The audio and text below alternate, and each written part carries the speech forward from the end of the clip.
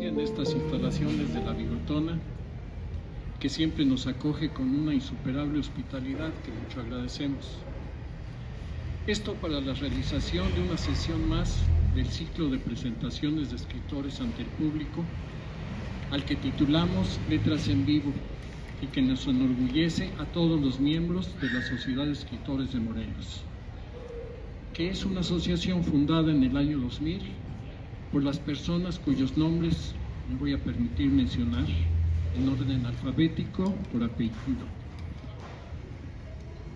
Ellos y ellas son Eliana Albala, Hildegard Albrecht, Gloria Cheika, Olivia de la Torre, Héctor Gali, Jaime Echeverri, Andrés González Pajés, Susana Mendoza, Raúl Moncada, Daniel Murillo y este servidor de ustedes, Rubén Pizano, actual presidente de la CEN. Bravo, bravo por todos ustedes, bravo. Gracias. De este grupo de cultivadores apasionados de la palabra escrita, ya desaparecieron casi todos por causas diversas. Algunos fallecieron, otros cambiaron de domicilio, 2 están en Sudamérica, una en su natal Chile y otra en su natal Colombia. Uno se halla en el sureste de México y de otro desconozco totalmente su paradero.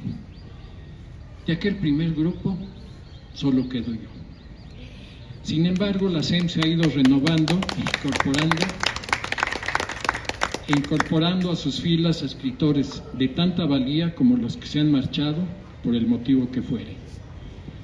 Y es un puñado de personas que está festejando el aniversario número 24 justamente por estos días, ya que el primer trámite de formalización de la sociedad tuvo lugar el día 25 de octubre del mencionado año 2000.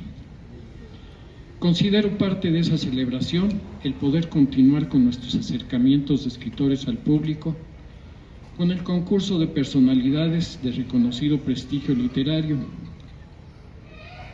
como quien hoy nos honra con su presencia, Ethel Krause, una de las más importantes escritoras de Cuernavaca y en el resto del mundo cultural en México, que hoy nos presentará algo de su reciente producción, el libro Oscura Punta, sobre el que nos comentarán también nuestras invitadas, Xochitl Virto y Alma Carla Sandoval. Voy a pedirle a mi compañera Riz que nos dé una breve semblanza de nuestras invitadas de honor. Por favor, Riz. Muchas gracias, Rubén, por esta bienvenida y por este festejo en esta Sociedad de Escritores de Morelos, en la cual yo entré hace 2 años y estoy feliz de entrar en este lugar, de estar en este lugar. Es un recinto impresionante donde venimos a platicar, intercambiar, leernos, escucharnos en este mundo tan violento, tan indómito. Así es que es verdaderamente un lugar privilegiado. También estamos cumpliendo 1 año que tenemos nuestro canal de YouTube, en donde hemos subido y presentado los trabajos que hemos tenido. Hemos tenido varias celebridades, como Vicente Quirarte, como Hernán Zavala, como Carlos Landeros, que nos habló de su amistad con Elena Garro. Tuvimos a Alejandra Atala, y en el Inter varios de nosotros hemos presentado libros, Fulgor Jacobson, Hortensia Rosas, mi querida Oralba, José Iturriaga presentó también un libro y yo también presenté un libro. Con todo esto nos hace muy feliz darles la bienvenida a este recinto, a este lugar al que tercamente nos hemos aferrado para seguir compartiendo las letras en Morelos.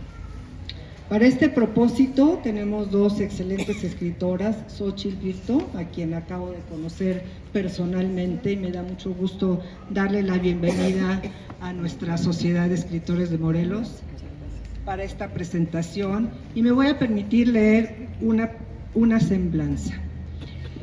Tiene un doctorado en Filosofía en el Centro Interdisciplinar de Investigación en Humanidades de la Universidad Autónoma del Estado de Morelos, con la investigación Melancolía, una aproximación desde Pascal Quignard. Es maestra en Ciencias Sociales por la Universidad Autónoma del Estado de Morelos, con la tesis Políticas y Prácticas Culturales de las Salas de Lectura del Estado de Morelos. Es coordinadora del Centro de Escritura de la Escuela de Humanidades y Educación Campus Cuernavaca en el Instituto Tecnológico de Estudios Superiores de Monterrey, catedrática en el Instituto Tecnológico y de los Estudios Superiores de Monterrey, Campus Cuernavaca, de las unidades de formación de género, sociedad y derechos humanos, responsabilidad social y ciudadanía y ética, persona y sociedad. Titular del programa de radio Las Voces de la Tiricia en Radio de Cuernavaca, integrante del Comité de Género del Centro de Reconocimiento de la Dignidad Humana del Tecnológico de Monterrey, Campus Cuernavaca, coordinadora del Conversatorio Permanente para Mujeres Tiricia, la Mirada de las Mujeres, profesora de cátedra del Seminario de Investigación de Tesis de la Maestría en Necesidades Educativas Especiales, Centro de Estudios Universitarios Xochicalco, Cuernavaca, Morelos. Integrante del seminario Figuras del Discurso, Exclusión, Filosofía y Política en el Centro Interdisciplinar de Investigación en Humanidades de la UAM y se encuentra trabajando en el tema de la tiricia. Integrante del Observatorio Filosófico del Estado de Morelos. Es mediadora la Sala de Lectura Ágora, adscrita al Programa Nacional de Salas de Lectura en México desde hace más de 14 años, coordinadora del libro de recién publicación Las Voces de la Tiricia de la editorial El Diván Negro. Actualmente radica en el estado de Morelos. Con ustedes, nuestra querida Xochitl Virtu. Gracias.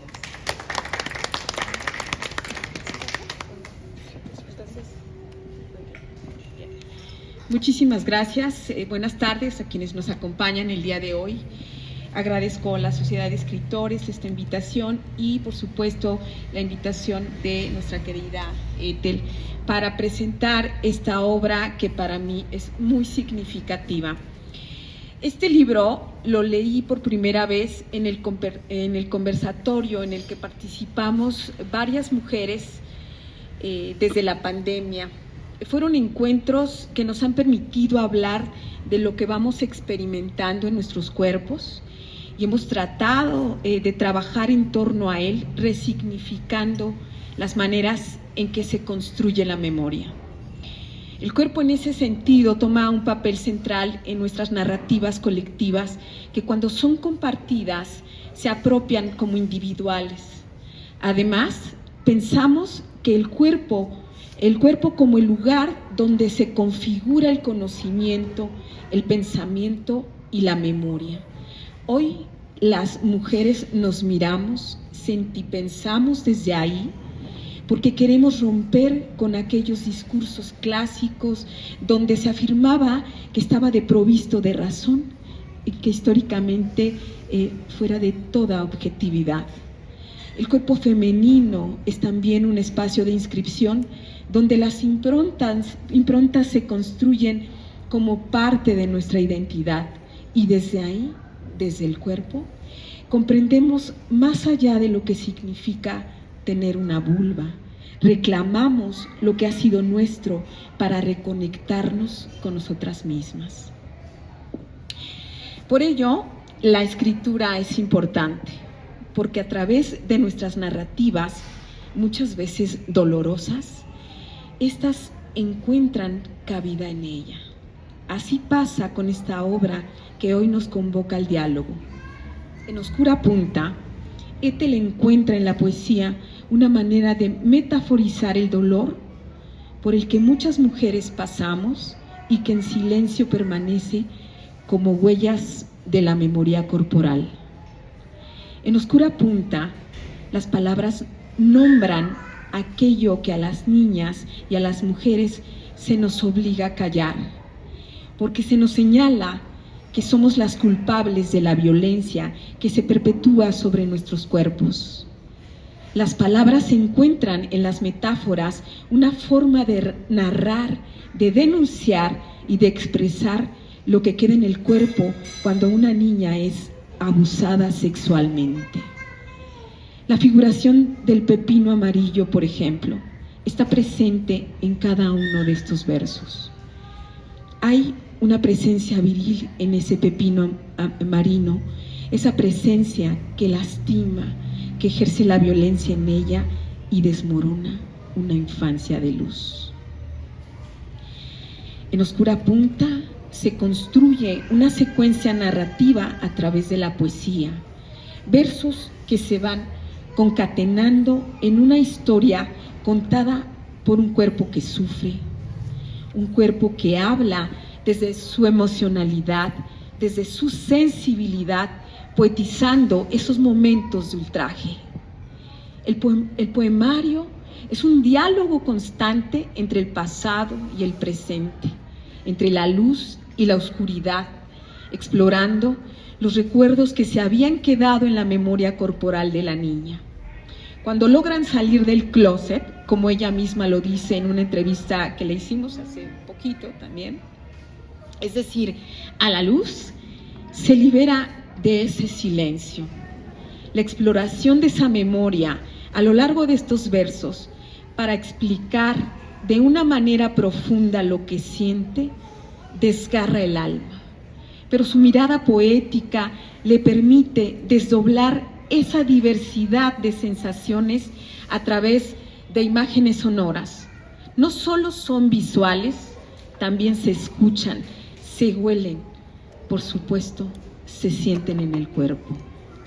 Su voz poética habla por otras mujeres que han silenciado su dolor y la rabia por el desprecio y la falta de reconocimiento de la palabra femenina. En este libro se describen estos momentos sonoros y llenos de luz de una infancia transparente y a flor de piel. En contraste, la oscuridad que permite imaginar al lector el horror de esa violencia con que irrumpe ese mundo y ese ser en la infancia. Cito: yo tenía ese mar, era un mar pintado a mano, con su cordel de espumas, viajando hacia la orilla que no acaba nunca. Un día llegó el pepino. Un pepino profundo apareció cortando el aire con su oscura punta y se montó diciendo: te voy a hacer un agujero en la concha de tu cuerpo. Ese mar es la representación del cuerpo como un todo transparente e inmenso. El pepino de mar es la metáfora que la autora encuentra en ese universo marino para nombrar el acontecimiento que enturbia ese mar, irrumpiendo todo su ser. Cada poema nos envuelve entre las imágenes sensoriales de ese lenguaje figurativo. Los pasajes luminosos nos permiten imaginar un entorno en que esa niña se encontró, recreando momentos con imágenes entrelazadas por las sensaciones que construían al mismo tiempo su identidad.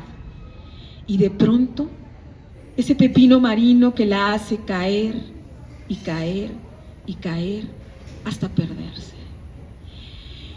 Una imagen que irrumpe todo su ser en su habitación y en su corazón.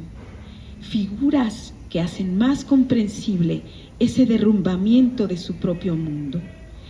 Un paisaje del mar que fluye y se rompe con la presencia de ese pepino. Un autorreconocimiento y reflexión a través de la escritura, un desdoblamiento del acontecimiento constante en las figuraciones de sentido de aquello que no se puede nombrar, una forma de materializar a través de los objetos y las metáforas que pueden desenredar esas sensaciones. Se piensa que una persona abusada sexualmente pudo evitarlo, pero no es así. Se nos ha educado en la sumisión de las conciencias para no gritar, no denunciar e incluso para autoculparnos, de manera que la responsabilidad de lo sucedido recaiga sobre nosotras. De esa manera, la culpa es nuestra. Por ello, el pepino marino encuentra el escondite perfecto en el cuerpo, y me refiero a la vergüenza. Me acomodé el pepino en el bolsillo oculto de la falda para que nadie fuera a saber que por ahí andaba olisqueando, rugiendo por la carne de mi cuerpo. Se acomodó el pepino, siempre inquieto, sacando la cabeza al menor movimiento. Mientras yo aguantaba la respiración, mordía un silencio de paja para que a gusto se saciara. Una crítica de esas formas de ser y expectativas que se esperan de las mujeres y que por el temor, la revictimización, la discriminación y el estigma social no se denuncia. La credibilidad de la mujer siempre está en juego entre la desconfianza y el silencio. Por ello, el silencio se va acumulando en el cuerpo junto con otros silencios, como lo refiere la autora. Se hacen collares de otros silencios más profundos, silencios tan oscuros que se pegaban a la piel para quedar por siempre sumergidos. Como acto político, este libro es una crítica a la norma de aquello que durante muchos años se ha invisibilizado. Esas violencias que favorecen a los perpetradores que viven en los espacios más íntimos que cotidianamente habitamos, como por ejemplo el hogar. Es el lugar que resulta el infierno para las infancias en su propia casa. Es a su vez un cuestionamiento de esa moral que a la mujer le determina su destino. Cito: eso es lo peor, creer alguna vez, una centésima de vez, que hubo un Dios cuya caja de sésamo, en fin, una abracadabra, pensó que era bueno ofrecerme en bandeja a su pepino a semejanza, imagen de su brillo. Así el Dios que piensa por nosotros y nos pone en la mesa una cruz y una puerta, a ver qué hacemos con ellas. Asimismo, la poesía se concibe en oscura punta como una forma de resistencia y denuncia ante lo que el sistema pretende sobre nuestros cuerpos. La poesía, como proceso de creación, busca las formas en las que estos silencios del cuerpo se nombren, se autorrepresenten y que las sensaciones guardadas en la memoria iluminen las páginas de aquello que lo enturbia y lo deja sin su propia luz. Las metáforas de oscura punta visibilizan la violencia y resignifican un acto terrible. Yo conjuro a mis venas, a la dulce yugular más puesta que la esfinge, que no se paralice. Corran, huyan, escúpanme en la cara, átenme en las manos, que no voy a rasgar su corazón con la navaja. No me voy a cortar en 10 pedazos, ni en 20 más 80, ni en una sola gota derramada, que llegue hasta la casa de mi infancia. He dicho no. Aún me queda algo de aliento para seguir ardiendo. Encontramos en este libro una liberación poética de una voz que había sido silenciada. Una manera en que se nombra el cuerpo propio a través de la palabra. Así, con imaginación poética, nuestra autora nos sumerge en un adentro y un afuera.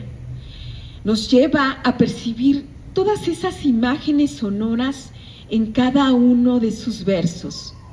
Olfateamos esas frutas, miramos esa lluvia, ese cielo, ese mar, pero también sentimos ese dolor en el cuerpo cada vez que ese pepino marino, con su viscosidad, con su animalidad repugnante, aparece para derrumbar esos instantes de una infancia que pierde su belleza en la mirada de la autora. No. Pero está bien.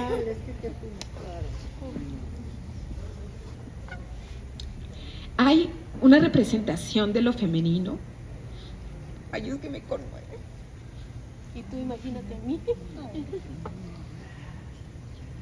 Imagínate a mí. Gracias.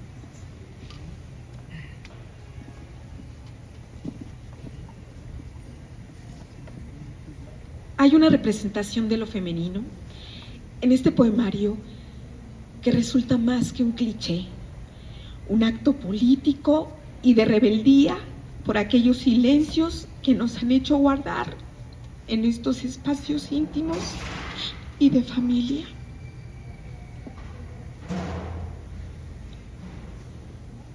Que ardan las paredes, los suelos, ardan las cosas, cada una y en conjunto las cosas de la casa.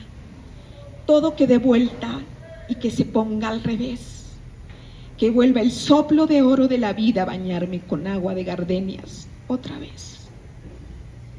A peinarme con limón y lavanda la cola de caballo. A llevarme a la escuela de la mano otra vez con mis zapatos azules y blancos. Ojalá se pudiera.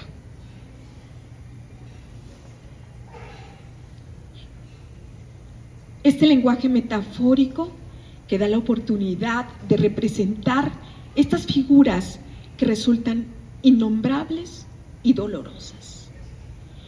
Un encuentro con el ser a través de ese mundo de percepciones en que nos envuelve la autora. Un mar de emociones, de encuentros y desencuentros, de irrupción del sentido de la vida. Un derrumbamiento escondido en la memoria. Gracias.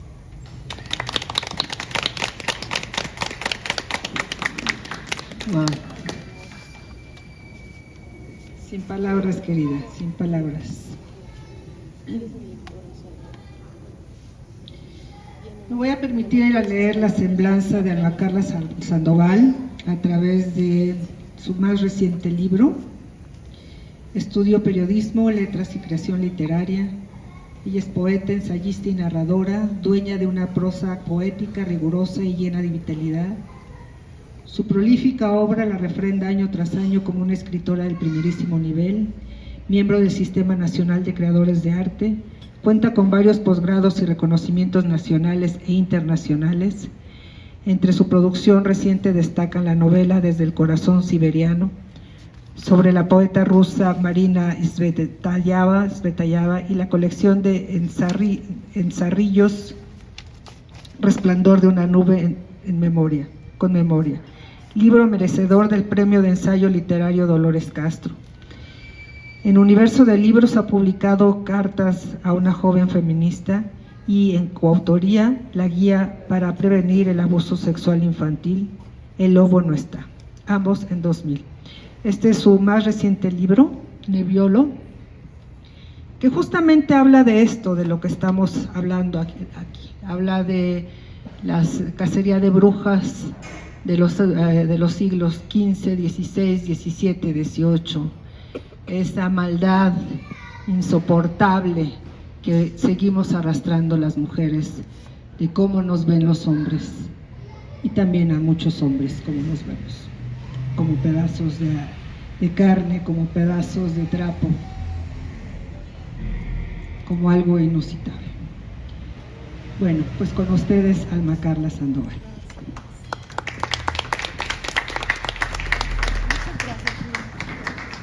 Muy buenas tardes a todas, a todos.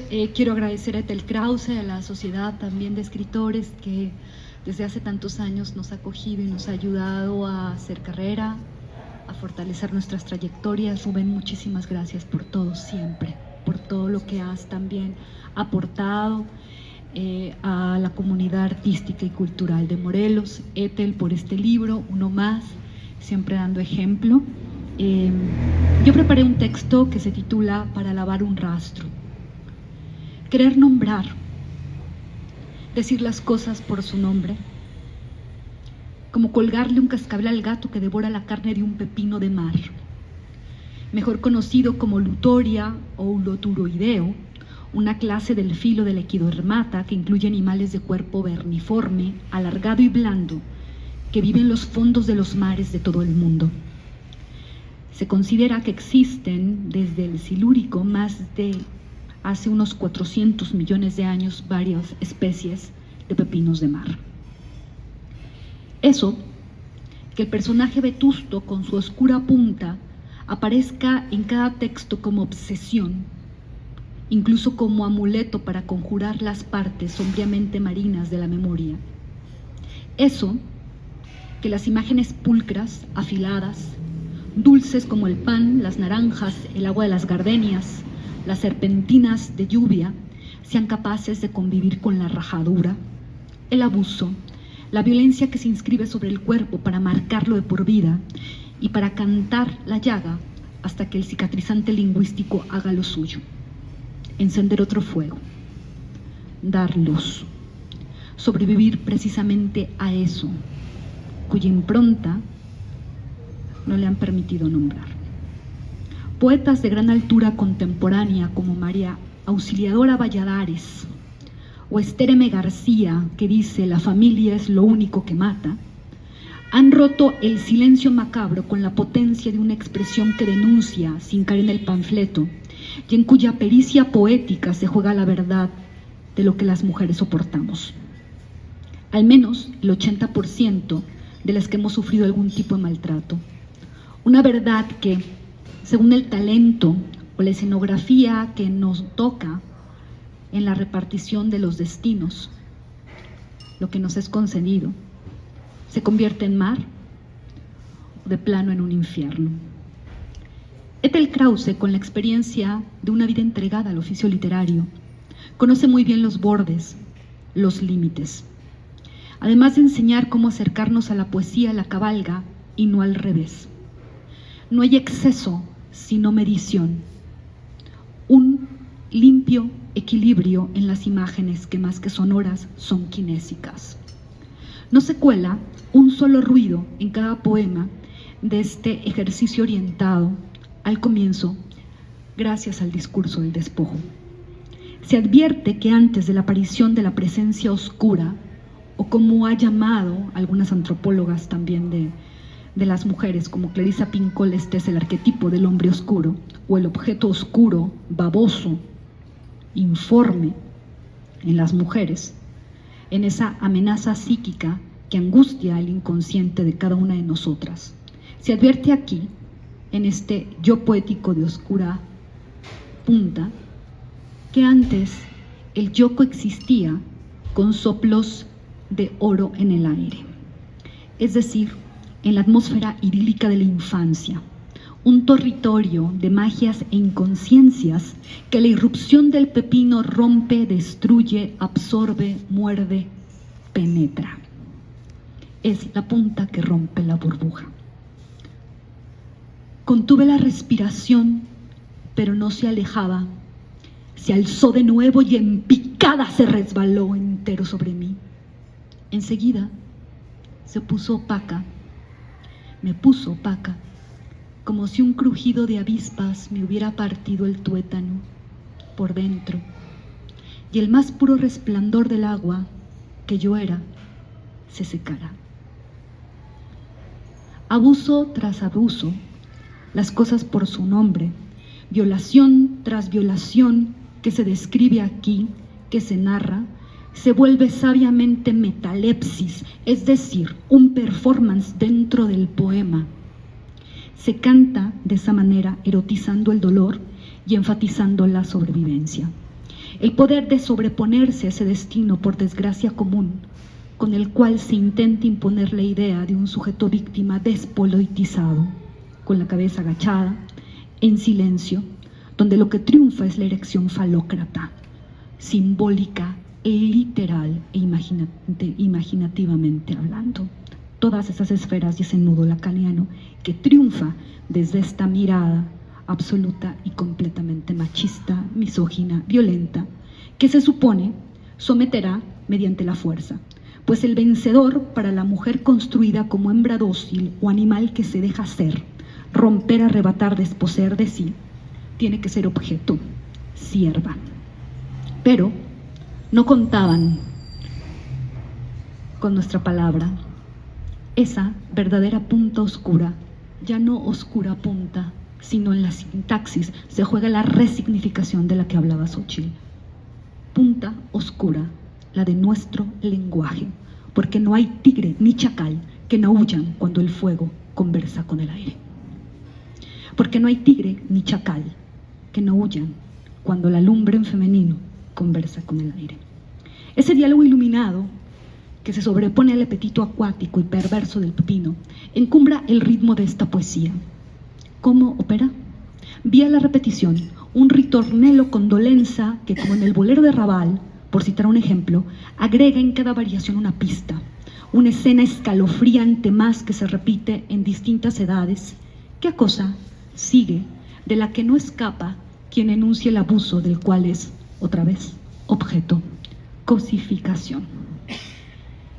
Y no, escribo esa palabra, objeto, para caer en la cuenta de que quien escribe poesía es todo menos una cosa, es un espíritu, más allá de la inteligencia en llamas de la que habló Sor Juana o Santa Teresa. Es un espíritu incandescente que dentro no apaga, ¿sí?, a ningún animal que no alcanzó la simetría pentarradial de una estrella marina, porque sí. Los pepinos de mar son informes, algo curveados, pero nada más. Nada que ver con la armonía de las estrellas que recogemos las niñas en las playas. Los pepinos se saben imperfectos, limitados. Su complejo es una de las causas de violencia con la cual tributan presencia y justifican el dolor que, para existir, aprenden a infligir mediante esa pedagogía de la crueldad que se vuelve parte de su goce. Ahora les llaman masculinidades disidentes. Una enseñanza normalizada, la de esa pedagogía, un estar en el mundo al interior que nos quiere postradas ante el paterfamilias. Eso también lo dice de manera tangencial este yo lírico que logra despersonalizarse, tomar distancia de sí y pendular hasta ir al centro de su propia voz, porque si no es de esa manera, no se consigue soportar, vivir sin entregarse por entero a la sumisión, a lo que habían planeado para cada una de nosotras. Sí, no contarán más con la comodidad de nuestro silencio, porque todo lo que planearon para nosotras les salió mal. Quiero agregar que les arderá, y todavía más con el genio con que ciertas autoras lo expresan. Hablo de la confección de un reino poético donde aparece otro sujeto, el padre, madre, hermano, hermana, todos siendo uno como el pepino que siempre es el mismo y que cuenta con la complicidad familiar para continuar operando a sus anchas. Hasta que, claro, la poesía desobedece sin proyecto. La poesía que salva porque no es mandato, no se arrodilla. La poesía que conjura, abre puertas, es maná de las que huyen. Las que saben que la línea de fuga de luz Dixie es el camino amarillo, o la botellita que dice bébeme de Alicia. La poesía, otra vez, que nombra por su nombre para poder morir en paz o vivir alzándonos de la única forma en la que sí se existe, tal como Simone de Beauvoir consigna. Una existente con proyecto propio, cuya libertad es la ofrenda de su responsabilidad y viceversa. La autora del Segundo Sexo no se cansa de repetir que es la sublimación, el trabajo artístico, la voz de las mujeres que transforman el mundo y se transforman escribiendo otra de las posibles soluciones que abren posibilidades para otras, generación tras generación, y así sobreviviendo. He ahí uno de los múltiples aciertos del compás feminista de estas páginas, que se abren para medir y trazar una circunferencia completa, cerrada, en cada texto donde lo cierto sobre la vida se pronuncia. Virginia Woolf tenía razón. Feminista es cualquier mujer que cuenta la verdad sobre su vida, aun cuando Cristina Peri Rossi asuma que la poesía también es ficción, ficción que a través del relato, el relato real de la experiencia asumida por cada una de nosotras. En este caso, se trata de una voz instrumentando la nostalgia en un sentido etimológico directo, es decir, el dolor del regreso a lo que ya no está, a esa felicidad que, como decía Elena Garro, se practicó en la infancia y nada más antes de que lo peor también sea identificado. Lo peor, en este otro poema que versiona lo peor, cito: lo peor es cobijarlo, tenerle su cerveza en la mano, escombrar el armario para darle cabida a su maleta, sollozar en sus manos, no, que no lo sepa nunca, al borde de rendirnos, no lo estamos. Se escribe, por tanto, para no caer al embrujo del dolor que cede en el aparato psíquico.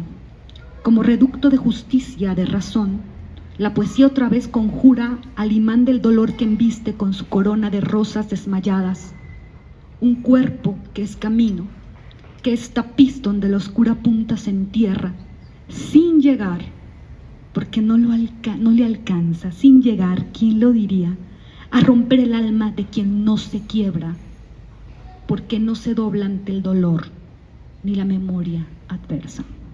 Todo lo contrario, sigue ardiendo sobre el mar donde se ocultan los pepinos, pero como no tienen el poder del canto de las sirenas, ni su furor proteico ni prometeico, se quedan así, encerrados en una sola forma de herir, el universo. El poemario de Ethel Krause, que nos concita ahora, lava ese rastro en su propia piel y, por supuesto, nos dice cómo, nos muestra otra vez el camino de la posible emancipación de cada poro. Muchísimas gracias por este poema.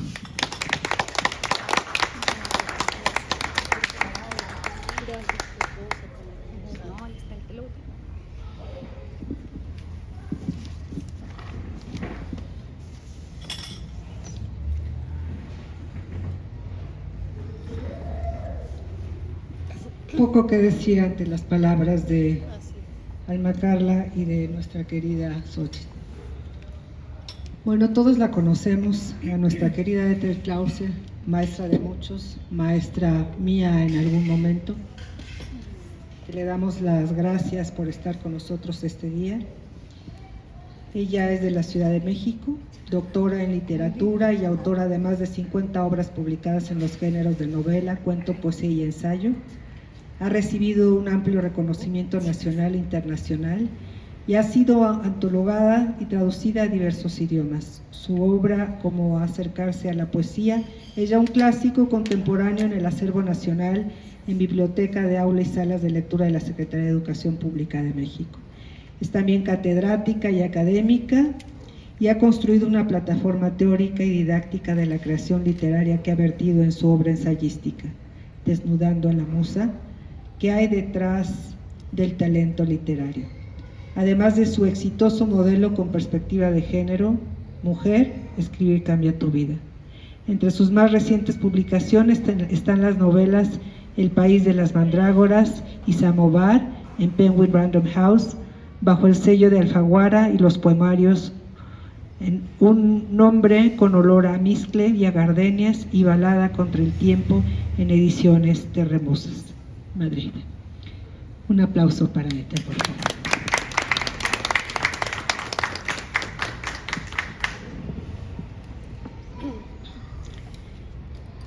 Creo que toda la hermosa gente que está aquí podrá darse cuenta de lo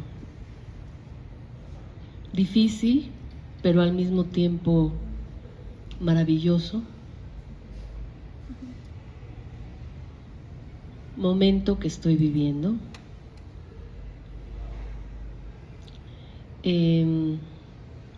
Primero que nada, agradecer profundamente a Rubén. De verdad, nos conocemos de hace tantos años, que me hayan acogido aquí, a Reiselda y a todo el grupo que hoy forma parte de la Sociedad de Escritores de Morelos, que siempre ha estado presente, no solo en la cultura de este estado, sino también en mi corazón. Un abrazo al infinito a Gloria Sheika, que fue una de las fundadoras y que prácticamente, yo no voy a decir así, pero sí de alguna manera, como que murió en mis brazos poéticos, porque ella fue fundadora de mi taller literario que va a cumplir 10 años en enero, aquí en Cuernavaca, Poemando en Cuernavaca, y pues prácticamente a punto de ir a la última sesión fue que tú me contaste que falleció. Dio todo su corazón por la poesía y pues la tengo aquí presente, y gracias de verdad a todos ustedes. Yo nací en la Ciudad de México, pero bueno, yo ya adopté Morelos. Espero que Morelos me haya adoptado a mí. Yo espero que sí. Tengo casi 25 años viviendo aquí y pues yo soy más de aquí que de otras partes. Como dicen, los mexicanos nacemos donde se nos da nuestra chingada gana, ¿no?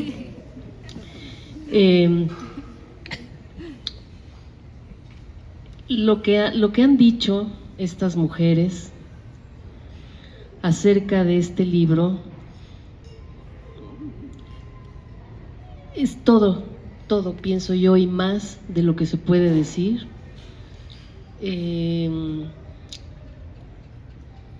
Haber podido escucharlas, darme cuenta de su calidez, de su llanto, de su indignación, de su lucidez para desentrañar, para leer, para analizar, para sumergirse en los versos, me hace sentir que valió la pena haber vivido todo esto y valió la pena haberlo escrito. Qué difícil es decir esto, ¿no? Que uno diga vale la pena, valió la pena, pero no hubiera yo tenido este momento tan deslumbrante y no me hubiera convertido en la mujer que soy ahora y en la escritora que soy ahora si el destino hubiera caminado por otro lado, ¿no? Quiero decir que sí, por primera vez me siento con la cara levantada y con orgullo y con un acompañamiento como de estas mujeres que son más jóvenes que yo y que uno va pasando la estafeta y va poniendo luz en las nuevas generaciones y eso hace que valga la pena rendirse. Yo creo que sí hay que rendirse a algo que es a la poesía. Yo me he rendido a la poesía porque la poesía no puedes entrar si no es con esa inocencia y con esa pureza y con esa humildad y con ese respeto y con ese amor a las palabras. Yo siempre he sentido, aunque no lo he dicho como lo puedo formular ahora, que para mí la poesía es ese entrecruzamiento, ese entramado entre las palabras, el corazón, el cuerpo y el mundo. Y lo que me han hecho ver estas queridas lectoras es que no solo ven ese entrecruzamiento en mi poesía, sino que sienten que las ha alimentado también en su vida y que lo digan delante de ustedes, pues es esa bola de nieve que vaya creciendo y que vaya refrescando nuestro espíritu. Es la primera vez que lo presento en Cuernavaca. No sé por qué destino ocurrió, pero este libro lo publicó la Universidad Autónoma de Nuevo León y ahí en Monterrey fue que lo presenté por primera vez Y después empezó a hacer su viaje, que me invitaban a diferentes ferias de libro, o especialmente me invitaban a tal o X ciudad, o a tal X librería, o a tal X evento especial, para presentarlo, y ha andado por Durango y por Morelia y por, ya ahorita ya ni me acuerdo, pero montones de lugares.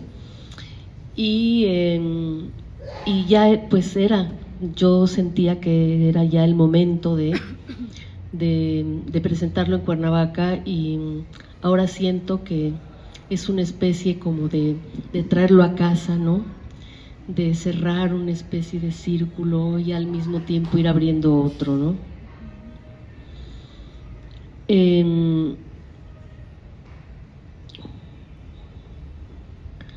Ayer estuve dando una asesoría a una alumna, una autora que está trabajando un texto que es una como revisitación de su vida y de muchos momentos dolorosos por los que ha pasado. Y tuvimos en esta conversación, creo que un descubrimiento como muy estelar que viene a cuento ahorita, porque creo que es exactamente lo que me pasó con Oscura Punta, pero yo no lo había podido decir o entender como ahorita lo entiendo. Cuando uno está viviendo un hecho traumático, sea este cual sea,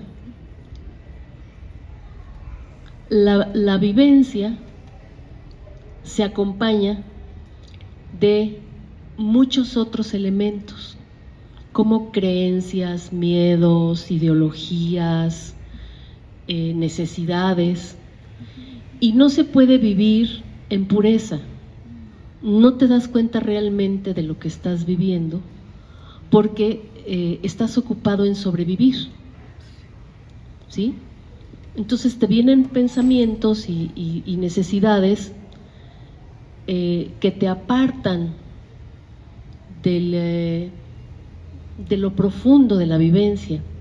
Y qué bueno, porque si te hundieras en esa vivencia, ahí te quedas, no sobrevives.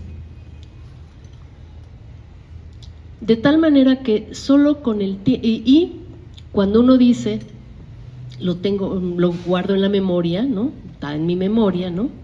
Hace 20 años pasó, hace 5, hace un año, hace 30, pero lo tengo en la memoria. No está en la memoria. La memoria falsea. La memoria es acomodaticia, la memoria filtra. La memoria solo trae consigo lo que necesitas para conservar una autoimagen, para sentir un equilibrio, ¿no? Para quedar bien contigo, con lo que piensas de ti, o con las decisiones que tomaste en un momento dado y que se justifican, ¿sí? La memoria, digamos que, como decía Borges, ¿no?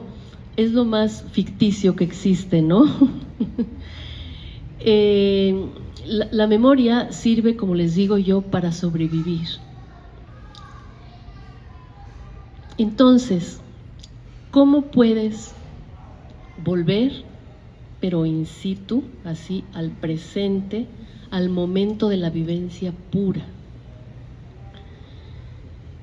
Tiene que venir el lenguaje, si no, no es posible. Tiene que venir, y además un lenguaje escrito. Y el poema es ese espacio de lenguaje escrito en donde se puede encontrar la forma de volver a traer la vivencia y observarla en su estado puro, porque es la vivencia y eres tú observándola. Es como si te encontraras con un diamante que lo puedes ver por todas sus caras y ver cómo brilla, ¿no? Y sí te duele, evidentemente, pero te duele en pureza, te hiere, pero ahora sí de verdad. Puedes enfrentarlo porque ya no estás sobreviviendo, ya sobreviviste. Entonces, es allí donde la poesía hace su magia, ¿sí? El lenguaje poético es el espacio donde se puede traer al presente, resignificar y sentir como ustedes dijeron, que hay una especie como de nostalgia del dolor, sí, porque uno no pudo sentirlo, uno sintió el horror o sintió cosas, ¿no? Que se te mueve el mundo y a ver de dónde te agarras. Pero la vivencia ha seguido permaneciendo del cuerpo. ¿Cómo la observas? ¿Cómo la sacas? ¿Cómo la entiendes? Solamente a posteriori, a través de la transparencia de las palabras y de esas palabras que permitan regresar al momento y al dolor prístino. Ayer, como les digo, en esa conversación, dije, caray, bueno, a veces se tienen que vivir tantos años, escribir tanto, estudiar tanto, vivir tantas cosas, para que un día llegue, ¿sí?, esa conciencia, esa especie de, no sé, serendipia, brillantez, intuición, iluminación, epifanía, ¿no? Y finalmente entendí por qué había yo escrito Oscura Punta, qué había aquí, por qué puedo decir, me digo a mí, se los digo a ustedes, que casi yo me volví escritora y he escrito todo lo que he escrito para poder llegar a escribir esto un día, o sea, hoy, ¿sí? Habiendo tenido que pasar tantos años. No hubiera sido posible antes y no hubiera sido posible sin todo lo que caminé en la escritura. ¿Y por qué no podía salir del closet? Porque estaba todavía repitiendo la función de sobreviviente. Y no iba a terminar de ser sobreviviente hasta que no tomara al toro por los cuernos, es decir, al pepino enfrente y lo mirara. Y mirara el mar de mi cuerpo, y mirara esos momentos, y los viviera, y como un remolino, ¿no? Como dices, una especie de el ritornelo, como el bolero de Ravel, ¿no? Sí, qué bien está visto eso, ¿no? Y todo lo que tú elegiste para leer, por ejemplo, bueno, es exacto, ¿no? Los momentos que elegiste son un ejemplo de cómo lo pongo por delante. Y si ustedes se fijaron, nunca hablo de un hombre. No hay un hombre ni un nombre de persona. No hay persona, ¿sí? La única persona soy yo. ¡Wow! ¿Se imaginan cómo se logró esa magia? ¿Sí? Habla Alma Carla de que es el objeto cosificado, etcétera, etcétera. Oh, pues hete aquí que en el poema solo hay sujeto, y ese sujeto soy yo, ¿sí? Y que observa el pepino enredado en el mar, ¿no? Y que hay destellos, y que se nombra, y que se lucha, y que se conjura, y que no se rinde, y que invoca, y que nombra, ¿no? Entonces yo creo que a pesar de que yo lloro cuando las escucho y cuando oigo los versos, cuando los estaba leyendo Xóchitl, yo decía, bueno, ¿cómo pude escribir esto? ¡Qué atrocidad! ¿Sí? Como que uno dice, vuelve otra vez a mí, pero vuelve en una especie de danza que es al mismo tiempo gozosa, ¿sí? Es gozosa porque ya la hice mía, ¿sí? Ya es una experiencia propia. Ya tiene, le puse sus escrituras, ¿no? Ya la hice mía, no es de nadie más. Y entonces ya no lloro, río e invito a las demás mujeres a hacer lo propio. No por nada, o sea, obviamente, porque inventamos el programa Mujer, Escribir Cambia Tu Vida. Digo, no hay que tener mucho cacumen para saberlo. Pero a mí me faltaba hacer lo propio, ¿sí? A mí me faltaba hacer mi manuscrito. A pesar de que yo hubiera escrito muchas obras, ¿no? Tenía un deber conmigo misma. No me lo propuse. El libro apareció en un trance y solo después de haber escrito Samovar, que había sido mi otro closet, ¿no?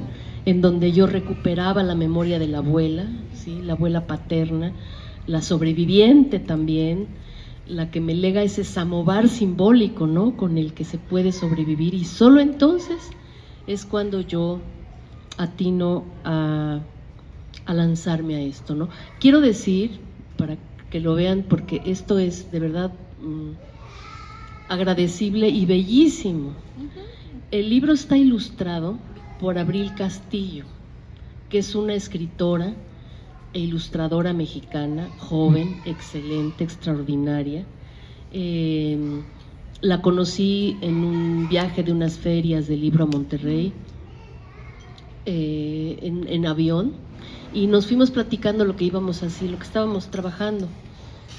Y cuando iba a salir, verdad que está bellísimo, cuando iba a salir la publicación, me dijeron en la universidad, ¿no tienes a alguien que haga una portada? Y entonces inmediatamente pensé en Abril Castillo, se lo di y me hizo unas viñetas, y todo el libro está ilustrado, todo el libro por dentro, sí, casi cada 2-3 capítulos hay ilustraciones de ella. Ella hace un diálogo visual con el poema. Entonces, la verdad es que es un libro a dos voces, ¿no? Visual y poético. Y le quiero agradecer eso y también invitarlos a que vean esa belleza, y ella logra captar la belleza de lo atroz. Y bueno, con esto me gustaría terminar mi profundo agradecimiento a Xochitl, a Alma Carla, porque la forma en que han leído y compartido este libro queda grabada en mi corazón y por siempre. Y con ellas digo que, claro, en toda esa oscuridad, finalmente resplandece de esa herida una luminosidad, ahora sí, como dijera, que emula Cristina Rivera Garza en El Invencible Verano de Dinara. Hay una luz invencible, hay un verano invencible para todas nosotras. Muchas gracias.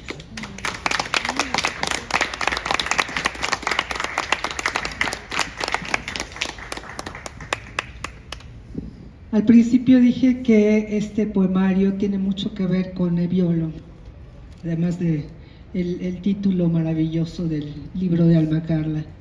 Eso me hace pensar que en el siglo XV-XVI había un escritor español que hoy todavía sigue siendo patrono del humanismo en España, que en esa época se escribía y se mandaba a España y América esa forma de comportamiento que tenían que tener las mujeres, y era el silencio. Las mujeres no podían hablar. ¿En Afganistán? Bueno, eso es punto y aparte, eso es otro tema. Y entonces es interesantísimo hablar de estas cosas para erradicarlas. El siglo XXI es de las mujeres y estos libros son pasaportes para las próximas generaciones de decirles: no es cierto.